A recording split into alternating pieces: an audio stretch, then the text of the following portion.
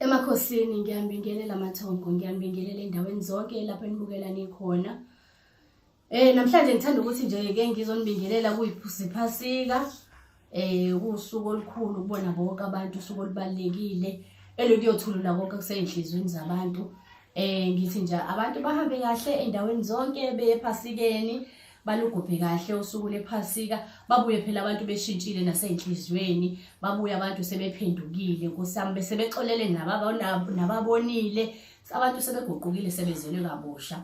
Namhlanje ngithanda ukuthatha le thuba nje ngibingelele ngizokhuluma ngabantu abangazitholi izingane.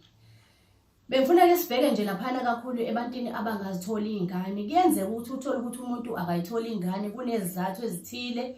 Mhlawumbe wawachithelelwa ingane, ngalokho wangaklineka kahle esinyeni sakho.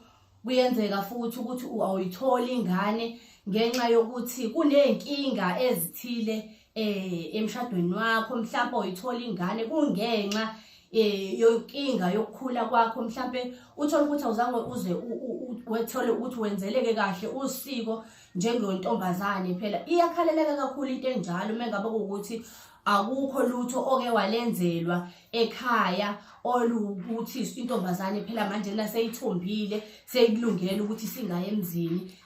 Nakho lokho kuyizinto zihambe bese ziba nezihibe zenza ugcine sekuthola ukuthi awuyitholi ingane, usushadile awuyitholi ingane. Mhlawumbe ke usuyayifisa nje ingane ngenxa yokusimo sokubona ukuthi usukhulile kodwa akwenzeki ukuthi uthole ingane.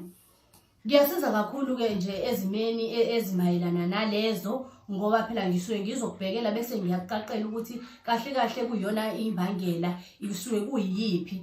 Lokho ukuthi mhlawumbe wakhulelwa emva kwalokho kwachitheka ingane ungasayitholi enye, kuyenzeka ukuthi uthole ukuthi awuyitholi ingane ngoba mhlawumbe kwayona leyo kuqala awuzange uyigezele futhi awuzange uzoyiqamba igama. Lokho kuyenza futhi ukuthi kuzivale izinto zakho ungakwazi ukuthi uthole ingane ngenxa yesimo esikanjalo.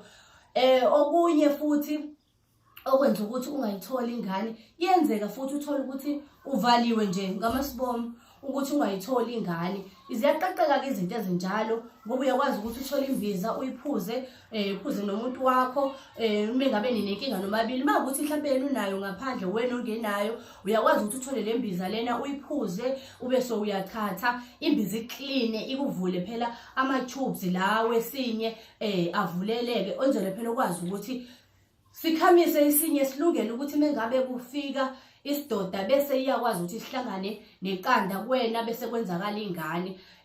Ngiyathanda nje ukuthi abantu basukume ukuze basizakale ngoba kunezinye izinto esiyaye sizihambele kodokotela.